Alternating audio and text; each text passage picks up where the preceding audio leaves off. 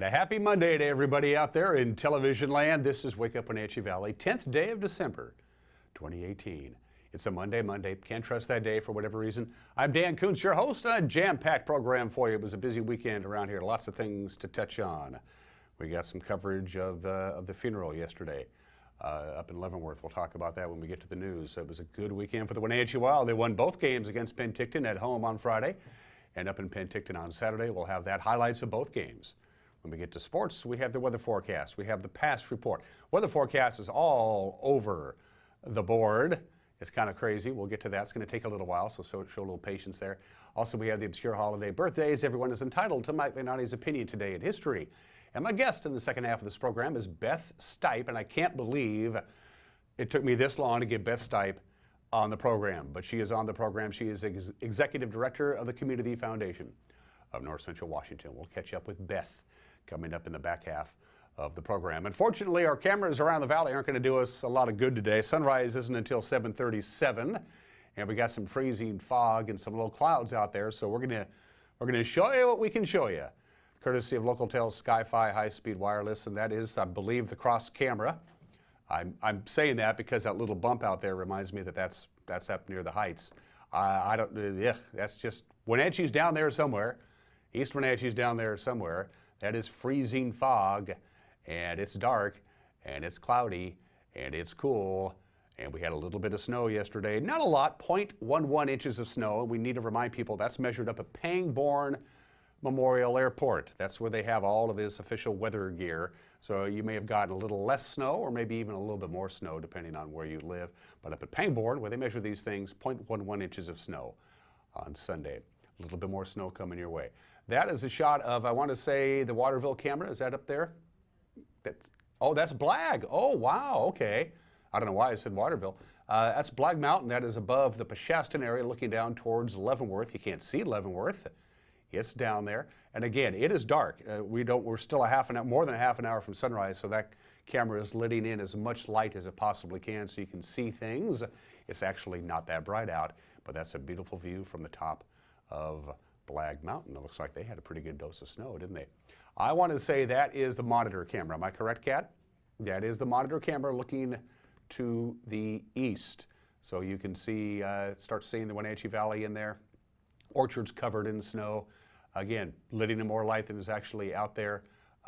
Everybody has a nice light layer of snow, but all the roadways, by the way, are fine.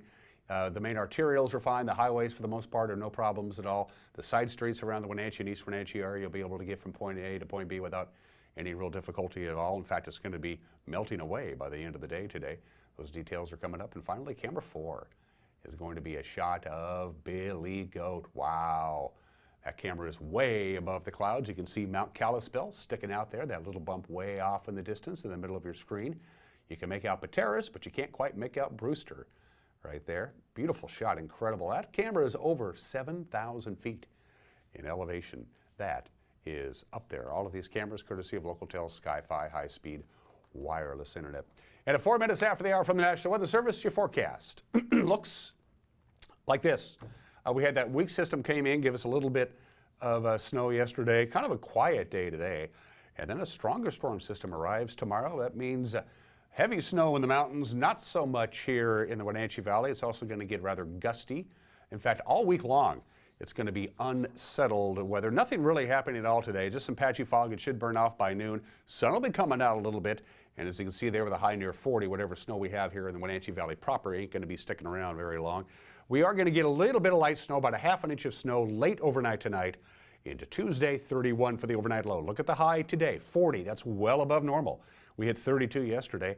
Rain mixed with snow, and then all rain on Tuesday. So it's a rain-snow mix in the morning, switches over to all rain by the afternoon. Tuesday's high of about 37. Could get a ½ inch of snow. Again, it won't last long. Tuesday night, the big story there is going to be the wind. Very little snow or rain in the forecast, but the wind's going to be picking up as this system passes through the area. Winds out of the west 5 to 11 miles an hour, gusts above 20 at times Tuesday night.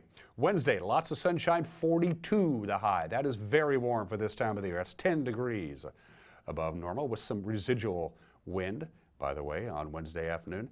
Wednesday night, slight chance of light snow, lots of clouds, 32 for the overnight low. We get 40 again on Thursday. Again, whatever snow we're getting, and little or no snow accumulation really is expected, but whatever we get, at least for the valley, is not going to last very long. And the unsettled weather continues all the way through Thursday, Friday, Saturday, and Sunday. All of those afternoon highs that you see are above normal.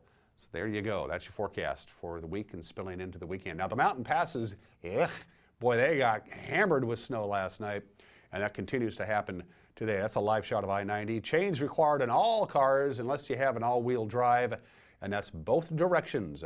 On Snoqualmie, it is snowing. You'll find compact snow, slush, and ice on the roadway. And again, unless you have an all-wheel drive car, you got to chain them up on I-90. Let's take a live shot at Stevens. Chains required in all cars there, except all-wheel drive. Same deal as Snoqualmie. You got compact snow and ice on the roadway, and it is snowing, and snowing quite hard on Stevens Pass. As you can see, you can't even make out the highway.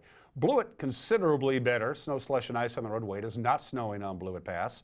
Traction tires are advised on Blewett. So traction tires advised on Blewett. Chains required on all cars except all-wheel drive on both Stevens and on I-90. And this week, they're going to measure the snow in feet, not inches. There's a winter storm watch in effect for the Cascades. It begins late tonight, goes through late Tuesday night.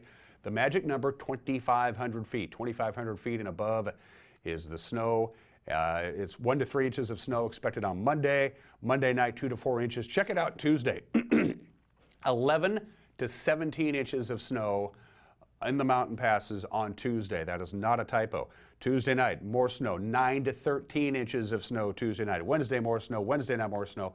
By the time we get to Thursday, starting today and going all the way to Thursday, snow accumulations anywhere from 32 to 52 inches of snow in the mountain passes. All this week, traveling through the Cascades is going to be treacherous, to say the least. They're expecting heavy snow, especially Tuesday and especially Tuesday night, with a winter storm watch in effect. It begins tonight and goes all the way through tomorrow night. That's your weather forecast. That's your past report. 7.5 minutes after the hour on this Monday. When we come back, your Monday morning news. You're watching Wake Up Wenatchee Valley on the NCW Life Channel.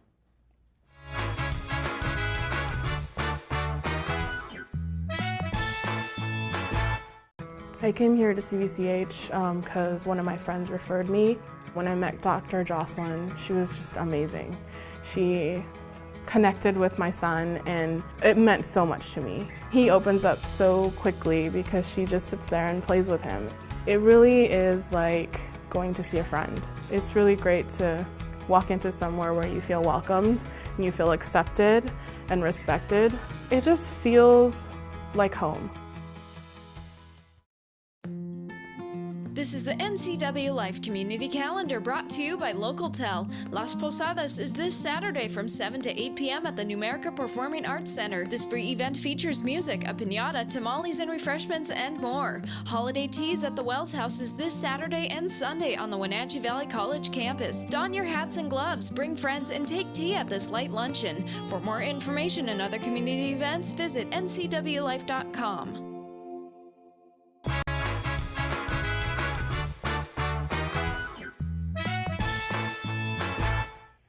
9 minutes after the hour on this Monday, the 10th day of December, 2018. I'm Dan Kuntz. Freezing fog and 28 degrees outside of our studios. Fog burns off to some sunshine this afternoon and a high near 40. Here's your Monday morning headlines. Sergeant Leandro Jasso laid to rest yesterday following a Heroes Memorial service for the fallen Leavenworth soldier. Jasso's funeral service started Sunday morning in East Wenatchee with a procession from a local funeral home up Sunset Highway, then crossing the Ottobashian Bridge and proceeding on Highway 2 to Leavenworth. Along the route, scattered groups of onlookers waved American flags as the police escorted procession made its way to Leavenworth. Jasso's memorial service was very well attended, with many taking turns to eulogize the former Cascade High School graduate and U.S. Army Ranger. Jasso, of course, was killed in Afghanistan while in a firefight with Al-Qaeda.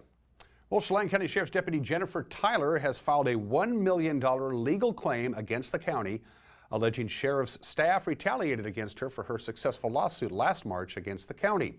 Tyler, who was placed on leave last week for undisclosed allegations against her, are investigated. She also claims she was retaliated against for her unsuccessful campaign for sheriff in the November election.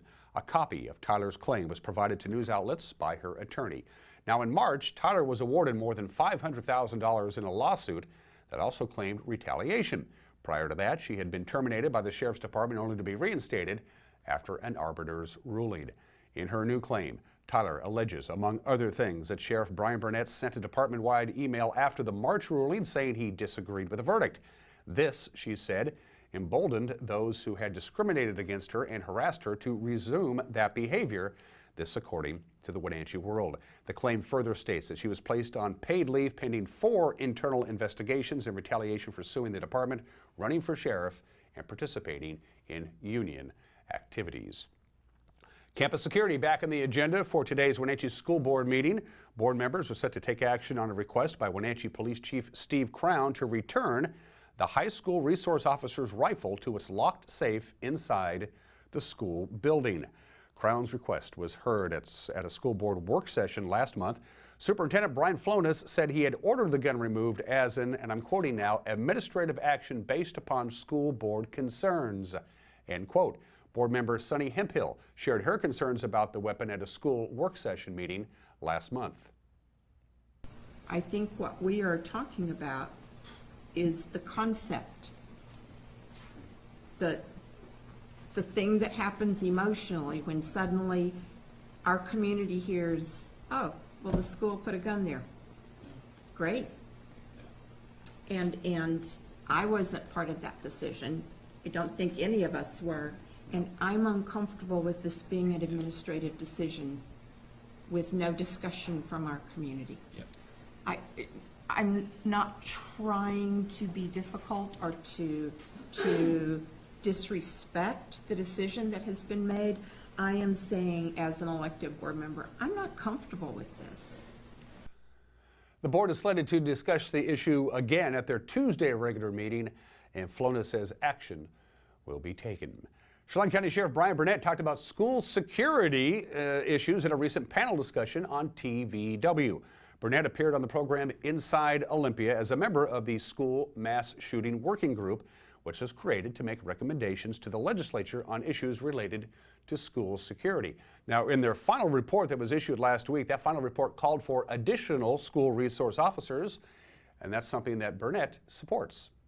I think we're more interested in to say we want to provide adequate and training that's consistent across the state to say if school districts and agencies decide to partner together and put armed school resource officers in their schools, to have something that's a standardized training to say we're all on board, that they're getting the training to do. But also I would say that one of the key components of that is not just having an officer in there, it's having the right officer.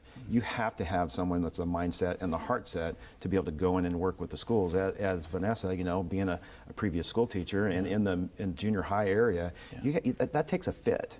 So you have to have a screening process that brings in the right person. So I don't know that the group definitely was going to be in agreement to say it should be state funded, although there was a lot of ideas and thoughts on how that would work and it would be beneficial. As far as the law enforcement side was pretty consistent that they believe that SRO programs within Washington State, or at least the ones from our agencies that were representative there, were having great success in our school districts.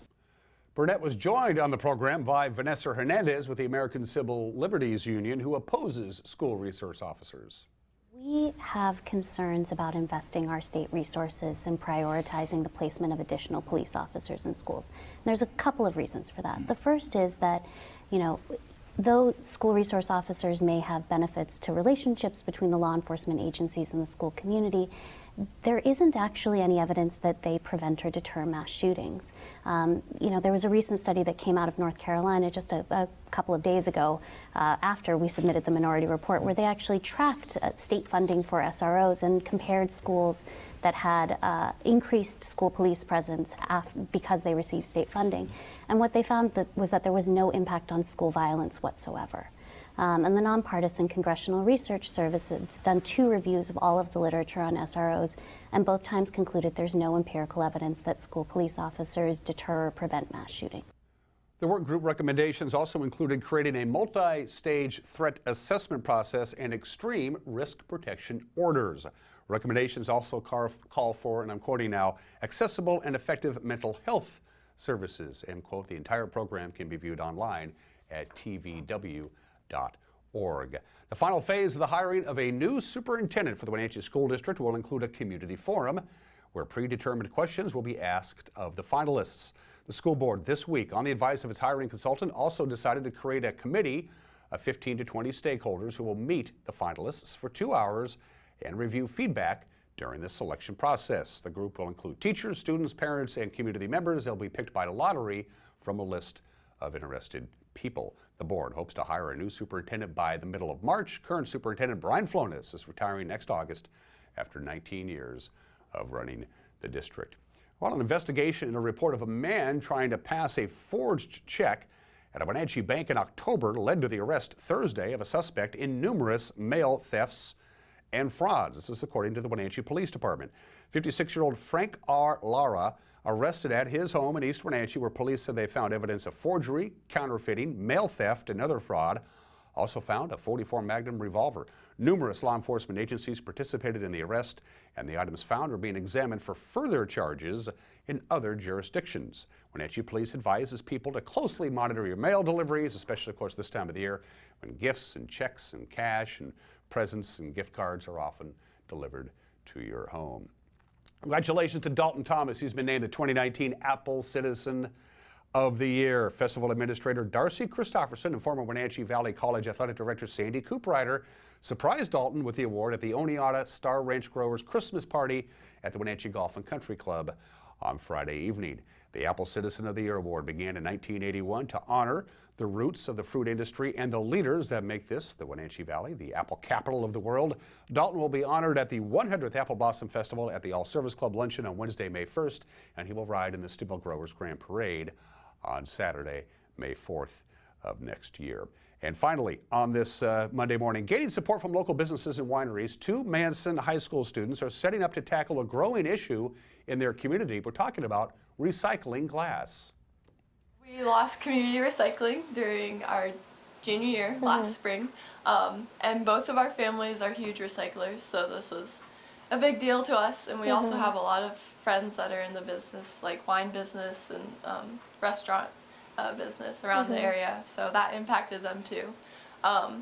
We did a lot more like in-depth research on why not only our community lost recycling, but also the U.S., like communities around the U.S. are losing recycling.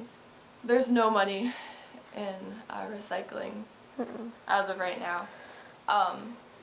And Zippy Disposal Service started a recycling business, but that didn't involve glass recycling.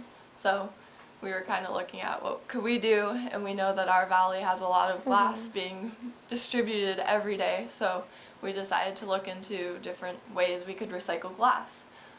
Talking to Carmen Fretwell, who owns North Shore Cafe, she had mentioned that a couple years ago they brought down a machine, the GL sand, and it crushes the glass into a fine sander grit like this.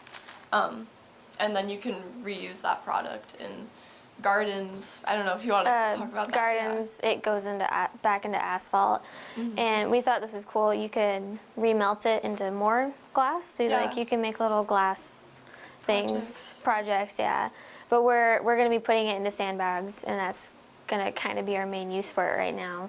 It is our service project as seniors, and we've met so many amazing community members, and just like we talked with Mayor Cooney a couple weeks ago, and we've met with lots of local people who are interested in this and really want to help us out. So that was really awesome. Yeah, and both of us are really like involved in the community anyway. So we thought this would be cool to kind of start and give back to our community too. I think it's also one of those things, like, you can say it's really great, but actually getting involved in that requires a lot more work. So lots of people have come to us and are willing to help with whatever we need. Donations has been a really big thing. We have a GoFundMe page, and we also put jars around different wineries to bring in donations too. So the total cost of the machine is $6,000, or we can lease to own it for $325 a month. We're going to try and just buy it outright, and hopefully that happens this month. That way we can start filling sandbags and selling them. We're selling them through the building supply. in Manson and Chelan. So Brett Lamar is actually a family friend. We kind of showed him what it looks like. Probably this weekend we'll go down and grab one of the sandbags. There's a certain weight that we have to fill it up to. And we have like half a garbage can at my house of sand from the last time they brought in the machine and tried it out. So we're just kind of going to experiment with that. But it's the same pitch we're giving you that we gave to him and multiple other businesses. It would actually be housed at North Shore Cafe. We talked to Carmen Fretwell again about that, and she thinks that's a great idea for it. And then the product, we're going to be putting it, I think, in apple bins, and we're going to line it with a garbage bag, and we'll kind of keep the sand there. Personally, I've learned a lot about kind of starting your own business, if I were to ever do that with something like this, and the people that are involved in that process. Yeah. And so have I. It's been really fun. Like, I have an uncle that has his own business, and so now just kind of learning about kind of having your own small business is pretty cool.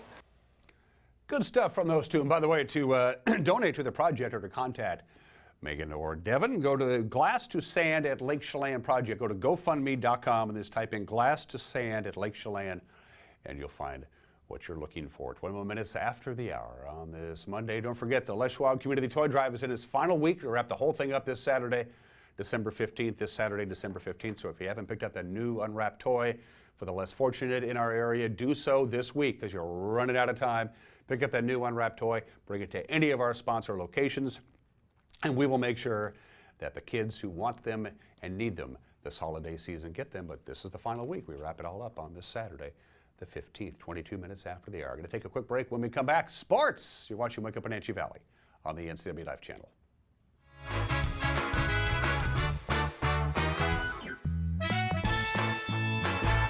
I'm Tom from Alpine Air Heating and Cooling. At Alpine Air, we think of ourselves as customer service oriented retailers. When you make an appointment, please visit our store, meet our people, see our shop. We are serious about heating and air conditioning. Carrier and Alpine Air are offering huge factory rebates and financing options for all your needs. Turn to the experts at Carrier and Alpine Air. Call for your free replacement estimate. Heat and air, call Alpine Air, 662-6846.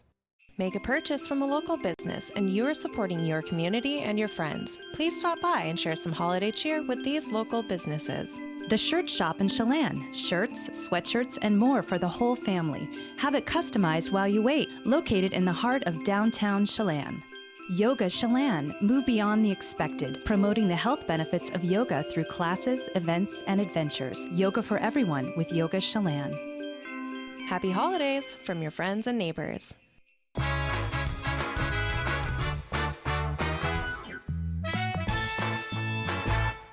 Welcome back to this Monday edition of Wake Up Wenatchee Valley. I'm Dan Kuntz. Sports, the Wenatchee Wild have moved into first place in the Interior Division of the British Columbia Hockey League with a weekend sweep of Penticton.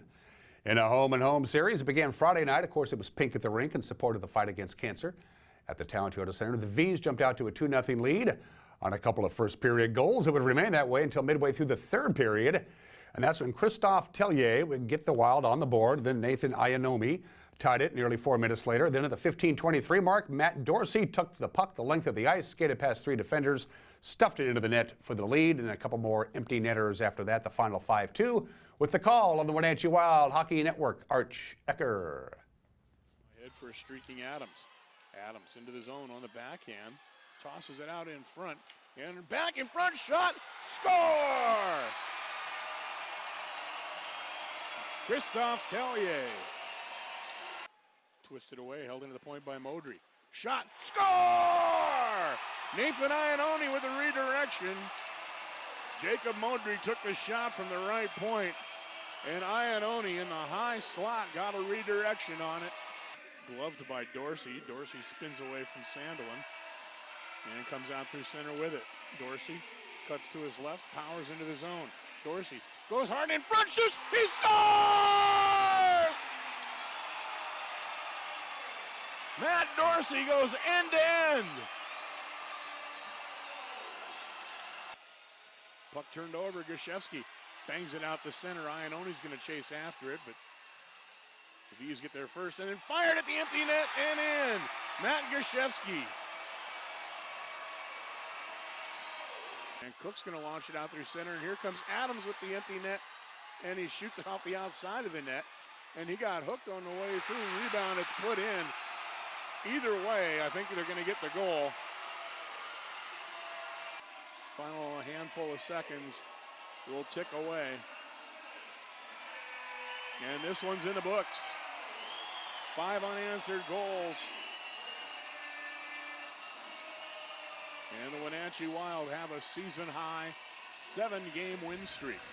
So that was Friday night. Then Saturday it was off to the South Okanagan Event Center in Penticton. The script would flip, but the results would be the same. Wenatchee would jump out to a first period lead on goals by Blake Barger, Matt Goshevsky, and Chad Sasaki. So they led 3-1 after the first intermission. Then the V's would fight back with a goal in the second and another midway through the third. So we were tied at 3-3. And then Brandon Cook was the hero on Saturday night. Wenatchee wins 4-3. Saturday night highlights. Our checker with the call on the Wenatchee Wild Hockey Network, video courtesy of Hockey TV. And Hodges gets it in now to Fletcher. He's in, backhander, and a save, rebound, score! Blake Barger. Fletcher ended up with the puck on the left side. Came down low and cut to the front of the net. Couldn't finish it off, though, but Blake Barger did. Iannoni handles it in the far corner, drops it off to Gashevsky. Looks for Laney, scores! Matt Gashevsky rockets it from the bottom of the right circle, picks the top corner, high on the glove side, under the bar. Power play goal for Matt Gashevsky. His 21st of the year. The Wild now lead it 2-0. Midpoint up high for Sasaki. Sasaki in, shoots, and he scores!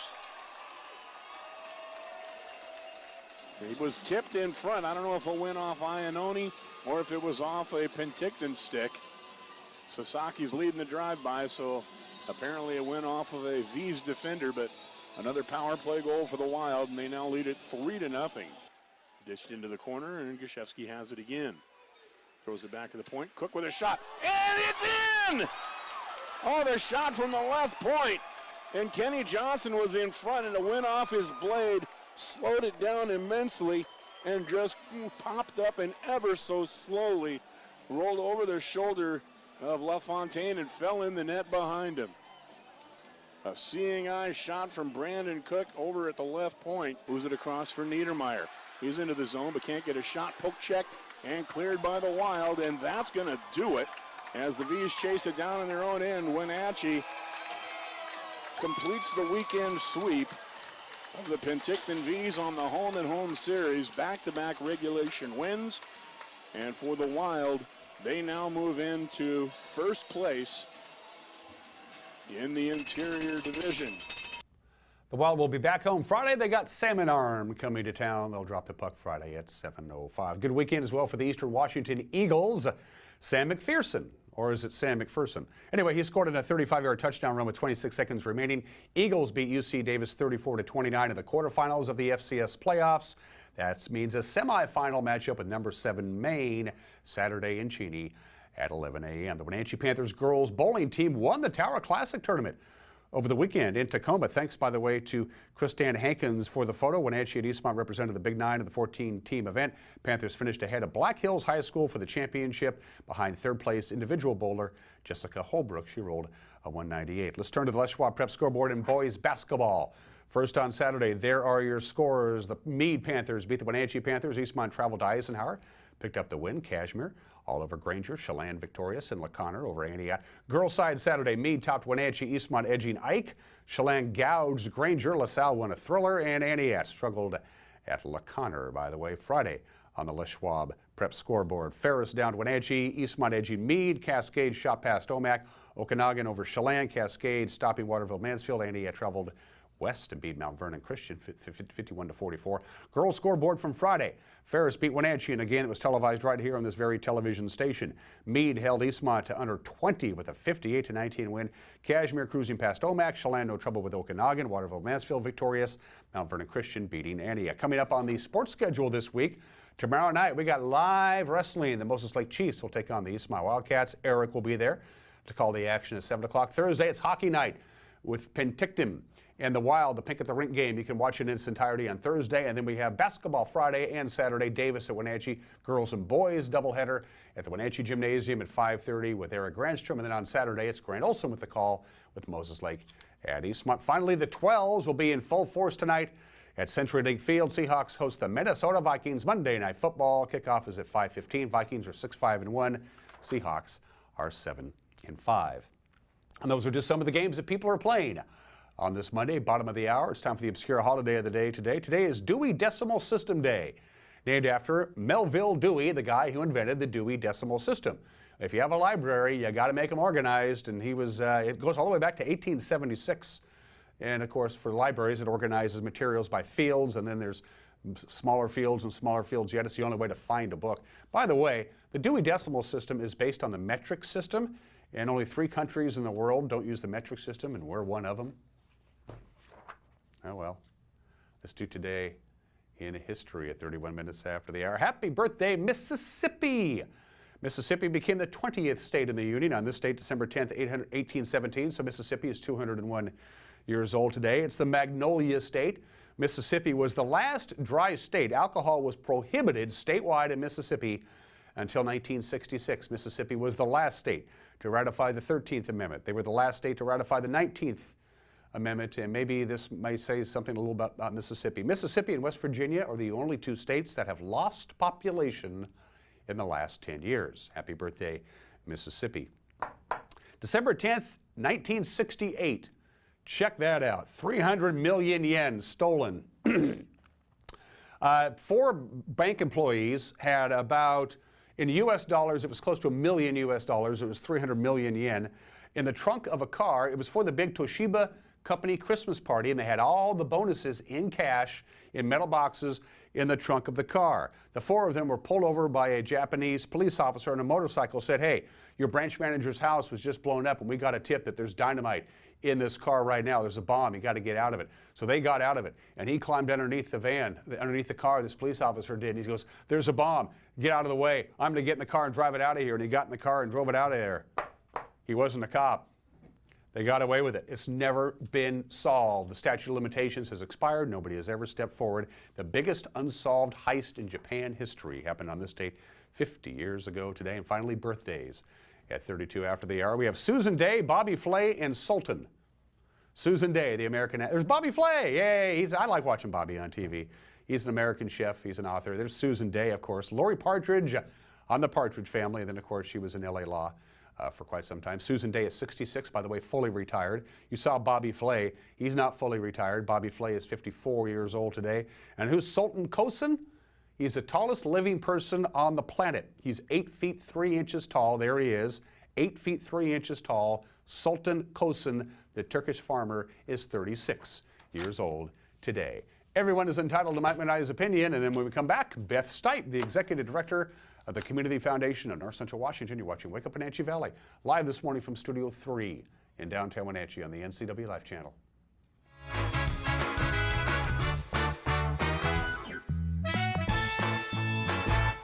What's your Automocha emergency? It's a Frapita mocha with whip. The espresso shakes are my most favorite because I can get any flavor. Peanut butter chocolate Frapita. Definitely the espresso shakes. My favorite is the mocha Frapitas. A peach Red Bull.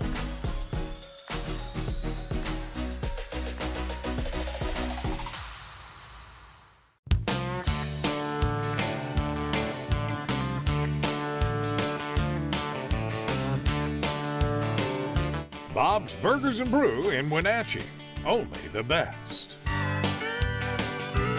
Hey everyone, did you know that the NCW Life channel is North Central Washington's go-to source for news? No matter how you prefer to view your news, NCW Life has you covered. Watch the evening news weeknights on TV, stream it, read it at ncwlife.com, or catch the latest news by following us on Facebook. Stay informed with local news, sports, weather, and shows featuring local people and events. NCW Life, a reflection and a spotlight of the communities we call home.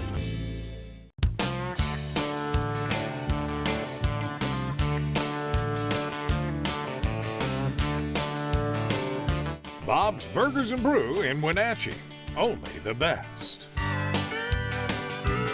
Ho, ho, ho! Santa wants you to shop at the Wenatchee Valley Senior Activity Center. They have a huge variety of fun Christmas items in their Christmas cottage. There's so much to choose from, and it changes day to day. Santas and snowmen, holiday dishes and decor, village pieces and ornaments. To add to your collection or start something new, you can't beat the prices. What's old is new again for you in the Christmas cottage at the Wenatchee Valley Senior Activity Center.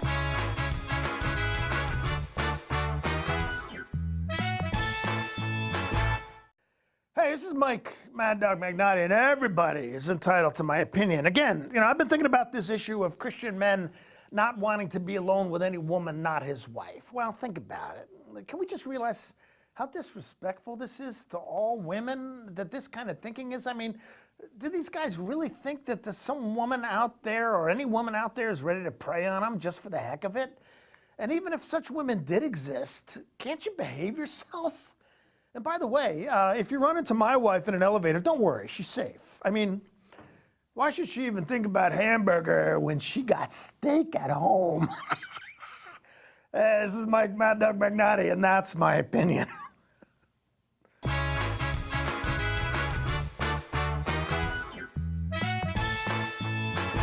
When family come to visit, bring them to Kashmir for a fun Applets and Cotlets factory tour. Liberty Orchard celebrates 97 years making delicious candies such as the original famous Applets and Cotlets and other fruit and nut specialties like Fruit Delights, fruit chocolates, and nutritious orchard bars. Liberty Orchard's country store is open 7 days a week for your holiday shopping. Try the delicious confections at the free sample bar and share with family and friends out of state with easy online ordering. Liberty Orchards, taste the goodness. Welcome to Kris Kringle. For the very young, for time-honored traditions, shop Kris Kringle. Experience the joy and the pleasure of passing on fun and whimsical ornaments, beautiful handcrafted ornaments, or even your favorite sports team ornaments. Kris Kringle has the largest selection of Department 56 in Washington. The splendor and the magic of Christmas surrounds you each time you enter Kris Kringle.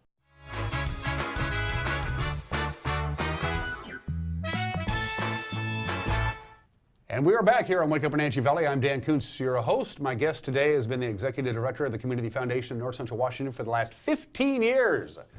If you do something for 15 years, you get to be pretty good at it. And believe it or not, she has never been on this program. That's my bad, not her bad. The deeply tanned, just back from Maui, Executive Director of the Community Foundation, Beth Stipe. Welcome to the program. Thank you. Thanks so much for having me finally. What took so long? Well, I don't know.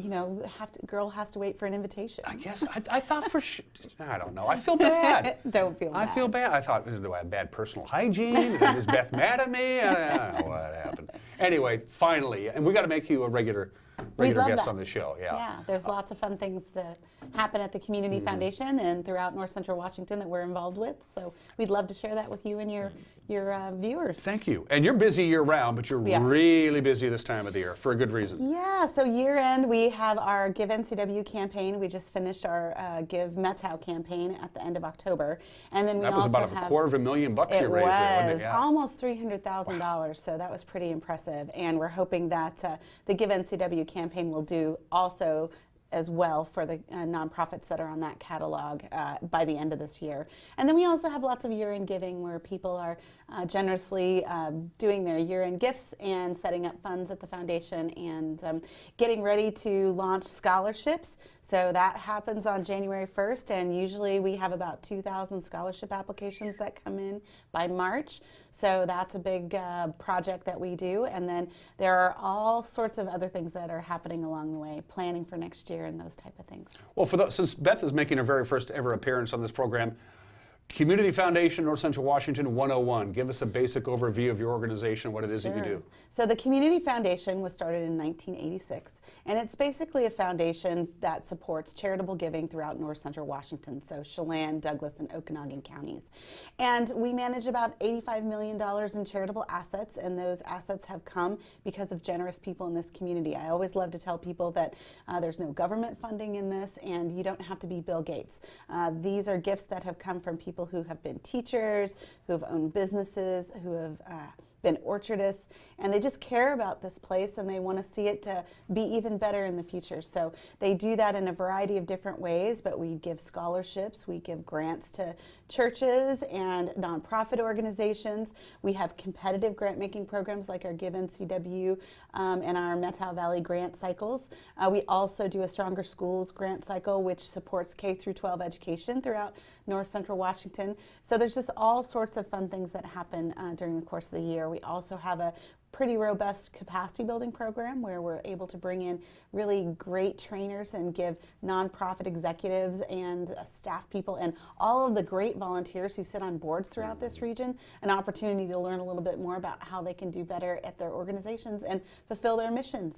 Well, the fact that you started out with a little over $2 million in seed money and you're up to $85 million, that tells you you're doing just fine. Well, you know, the stock market's been a little iffy lately, so we'll see what that number looks like by the end of the year. But, you know, we're in it for the long haul. And, you know, as Warren Buffett will tell you, that the best timeline for investing is in perpetuity, and that's what we're here to do. Well, you mentioned the stock market. You got the money, and so how do you make that money grow so when the money is doled out to the individual organizations, that the money is there? How does that work? Absolutely. So we have an investment committee, which is a subsection of our board. We have a 28-member board of trustees.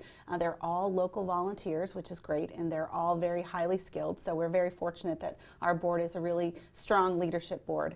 And so we also work with an independent consultant out of Seattle, and that's Veris Investments.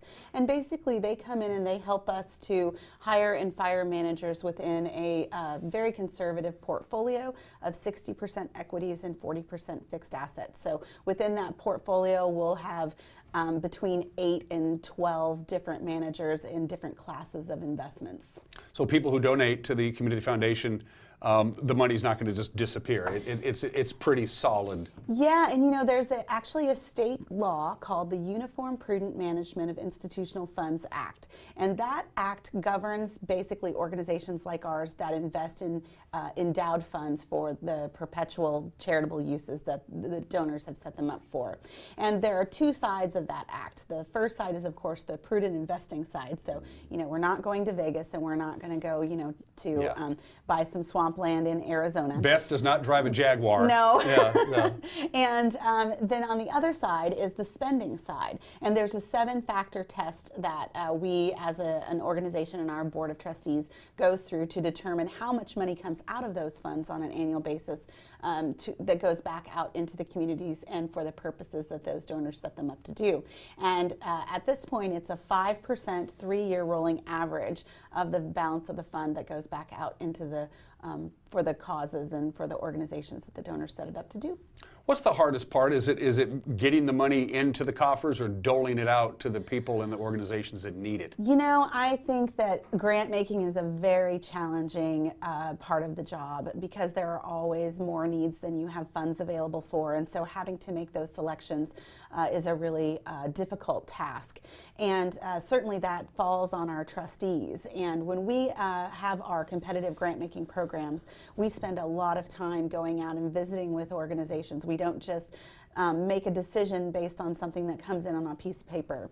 And I know this past cycle we had 60 applications, and of course we had to whittle those down to 25. And so our trustees went on all of those site visits. So they met with 60 organizations face to face. They put 600 miles on their cars and spent... All volunteers. All volunteers. All volunteers, yeah. And I think that they spent, oh my gosh, it must have been 15 days, full days on the road and going out and meeting with folks. So it's and then they have to come back and make those tough choices, which is really hard. I was on the United Way of Celina-Douglas County Funds Distribution Committee. I know what they have to go through. It's not easy. You know, they ask for 15. I said, well, we can give you 7, and that's about all. And you want to give them what they're asking for, but you simply can't do that. No, and that's the great thing about this Give NCW platform is that it provides that crowdfunding mechanism so that we can go out into the community and say, look, we were able to do half or 3/4 of this project. Can you help us finish these guys off so that they can do what they want to do? I have the list right here. These the 30 that you talked about. Yeah. There's a bunch of them. Now, it's very important to note, you can donate specifically to any of the individual organizations flat out, and the money goes directly to them through the conduit that is the NCW Foundation of North Central Washington, or you can just give the foundation money and then you dole it out. True. There is an opportunity to give to all, and what happens if you give to all is that at the end of the campaign, we distribute that equally amongst all of the organizations. So it's a great way to make your gift go all the way through the catalog, if you will. And yes, you can absolutely pick and choose.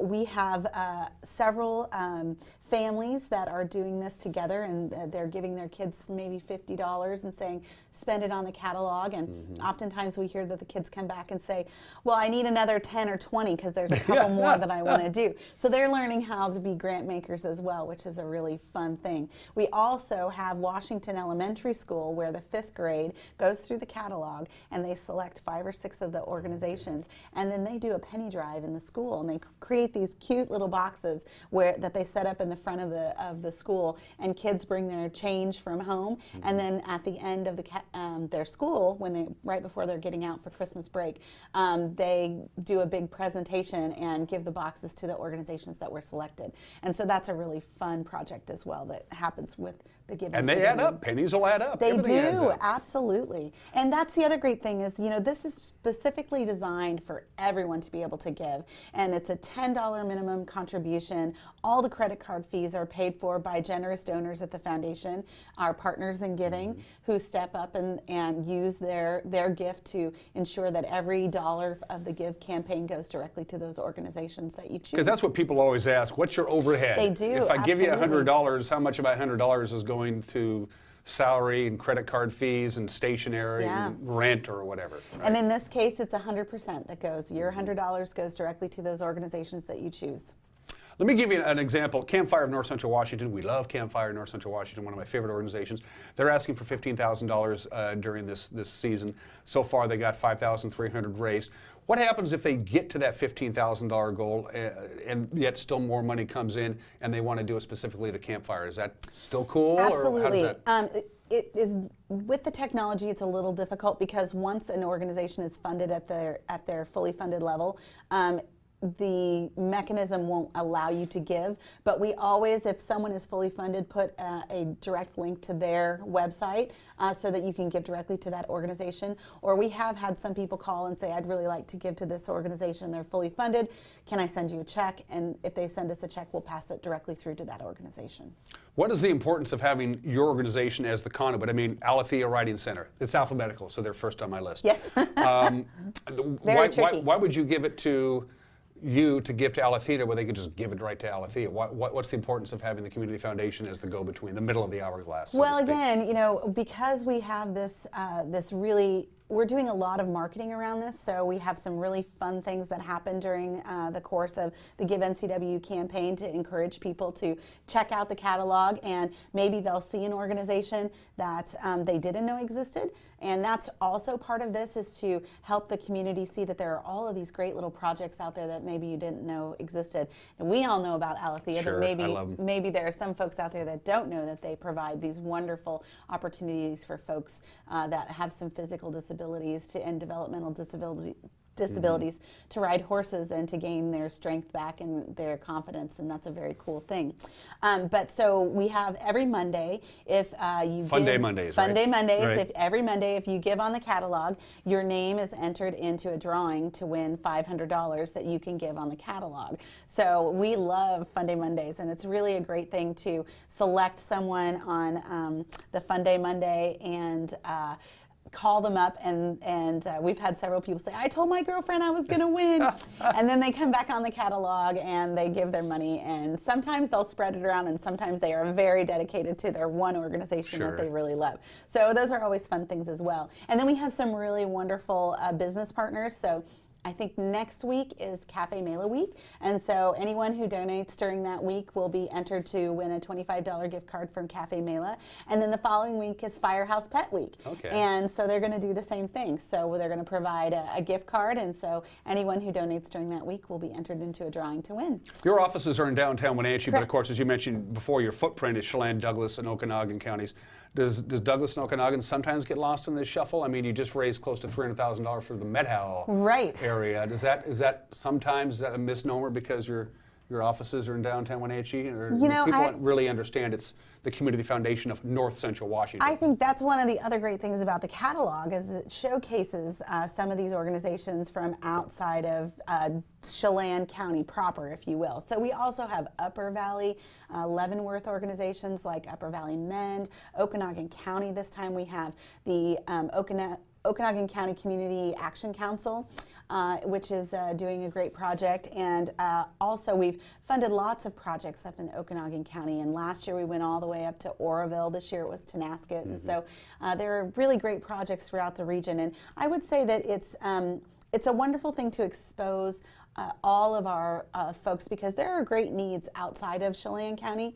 And we're all part of this region, and so it's a really wonderful thing to help your neighbor.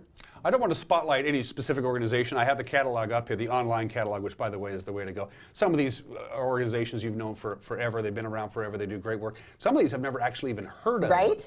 Before. Isn't that great? Is there a couple of these that you want to single out, because I'm not familiar with them? They're new to me. There's one I think that is, and I'll have to check my notes here, but Chapter to Chapter, which is a newer organization, and what they're doing is they're taking donated books and they're making sure that they get into the hands of little kids. And so it's this great project where it's very volunteer driven. People are donating books that their children maybe aren't using any longer, and we're repurposing those and getting them in the hands of kids who may not have books, which is a really sad thing. And you know, we have this really wonderful resource of North Central Regional Library, but oftentimes there are transportation challenges for kids. And I think it's just important that a kid, you know, when they're crawling into bed at night, that they have a place that they can go and they can pull a book and they can lay in bed with their mom or dad or a brother or a sister and just kind of page through and have those opportunities. So that's one of those that we're really excited to have brought on, and I think this is the first time we've ever funded them. So. Being a lover of books, I'm glad to see that the library is in on this as well. Because we, as you well know, the library is a community gathering place, but it's in pretty bad shape right now. It needs some help, and they're working on that, aren't they? They are, and they are looking for some significant resources to finish off that campaign. And you know, the other thing I would say is that the North Central Regional Library, which Wenatchee Public Library is part of, has been going through a strategic planning process. And you know, they have a new executive director, Barbara Walters, and they have some really exciting things on the horizon. And I was in their facility not too long ago and walked up to the second floor, and there were giant bins of Lego robots because they have a huge STEM component that they're trying to get out into the community. And so not only are they providing books, but they're providing experiences and educational opportunities. And you know, having a new Wenatchee Public Library that's more open and accessible to more people and to a broader range of services is going to be really important to meet those goals. Well, they say a thriving public library is a direct reflection on the community it serves, and so that's something we want to see. Absolutely. I remember as a kid, that was one of my first jobs. Is I always said that I was the children's librarian. In essence, I put the books away. But you know, at 15, you have to like kind of go with what you're excited about. A couple more questions. Again, we're talking to Beth Stipe, the executive director of the Community Foundation of North Central Washington. All in all, is this area a pretty giving community? It's been my experience that it is. Yeah. Yes. I mean, when you think about how many people live in North Central Washington, how long the Community Foundation has been around, and how many assets we have under management, you consider all of the different nonprofits and how well they're supported. I mean, you have a YMCA that's been here for over 100 years. I just think that that is a great story to tell, that people here really are generous and giving. And you know, there's been a lot of discussion about the new tax reform acts, and that, you know, that the tax incentive for charitable giving is diminished somewhat, and people are worried that people aren't going to give. And I truly believe that people give because it's in their heart and that they want to see good things happen in their community. So we're not worried. We know that people here love their community and are generous. And And they know that their money is in good hands with your organization. So. And you know, one of the other things that we're doing and spending a lot of time on is our Give 10 campaign, which is a campaign that we're trying to encourage everyone in North Central Washington to consider leaving 10% of your estate to your community, and whether that goes to your church or the Community Foundation or your favorite nonprofit, it all helps, and it all makes this place such a great place to be, and so everyone has the capacity to do that. Well, let's close out with that. First of all, specifically, how do you give to the Community Foundation via the catalog that I have online right now, Give NCW? Yes, if you're so specifically going to be involved in that campaign, what does one go about doing? So you just go to givencw.org, and the catalog will pop up, right here. And it's super easy. It's just like shopping on Amazon. You go through and you pick your different nonprofits and put in the amount of money, and then it'll have a checkout at the end where you put in your credit card, and you're good to go. And so that's a super easy thing. And then the foundation in general. Yeah, so our website, cfncw.org, is a great place to learn all about the things that we do and all the different vehicles that we have available to folks to accomplish what their goals are. And then the other thing I'll mention just briefly is that we are collaborating with Pybus University in January, and we're super excited because we're going to have an estate planning will seminar in January, and you can find that information on our Facebook page as well as our website, and it's going to be fantastic. We've got some local attorneys that are going to be there. We're going to give some really good basic information, and it's free of charge. And so we think that people are going to have New Year's resolutions to get their estate plans in order, and so this is a great way to kick it off. Well, my dad was an attorney, and that's what he specialized in, wills and probates. And you know, the deal is, you know, when you exit your earthly vessel, you want to have all of your affairs in order, and you should always have a will on file. Yes. It's just common sense. It really And so is. many people don't. Yeah, it's amazing. It's just a It's just procrastination amazing. because, you know, I who don't wants want to think about it. Exactly, Yeah. right? Yeah. But it's such a good thing to have, and it feels so good when it's done. Do you want to do a quick shout out for your staff? I know you work with some of the best people out there. We do. So thank you for allowing us to do that. So we have a great staff of 6. We have Brandon Johnson, who is our admin support and supports also our scholarships. Julie Mott is our scholarship program coordinator. Jennifer Dolch does all of our communications and takes care of all of our donor advised fund holders. Denise Sorum is our community philanthropy director, and she is just fantastic. We call her the queen of hugs because she's the one that takes care of all of those great people that come in the door. And then Christy Harris is our CFO, and she is a CPA and sits on staff. And then we have Claire Odie, who does all of our community grant making programs as well as our Nonprofit Practices Institute. And everybody's pretty good at this point in their career of writing grants, which is just, it could be just a slog, but it's important work. It is, and we hope to make it easier for folks, and we've got some really fun, exciting consultants coming next year. Susan Hallett is going to come, and Erica Mills is going to come, and those are 2 really phenomenal nonprofit consultants around fundraising and development, and so we think that's going to be very helpful for our nonprofits. Beth Stipe, the deeply tanned executive director of the Community Foundation in North Central Washington. She went to Maui last week, but who's kidding you? She needed the vacation. It's not easy. It's good to see you, Beth. It was nice to see you. Please don't be a so stranger. And I feel so, I can't believe it took so long to get you on this program. It's my pleasure. It's Thank my you. bad. I'll never let that happen again. You're watching Wake Up Wenatchee Valley on the NCW Life channel. We'll be right back.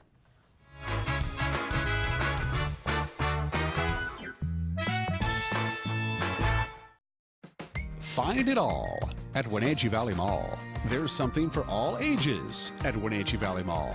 No matter what the weather, the kids will have fun in one of the many play areas around the mall. Sign your kids up for fun adventures and super specials when they join the Kids Club. It's a great time for kids and an even better time out for parents. Check out specials and events 24/7 at WenatcheeValleyMall.com. It's your Wenatchee Valley Mall. Come shop today.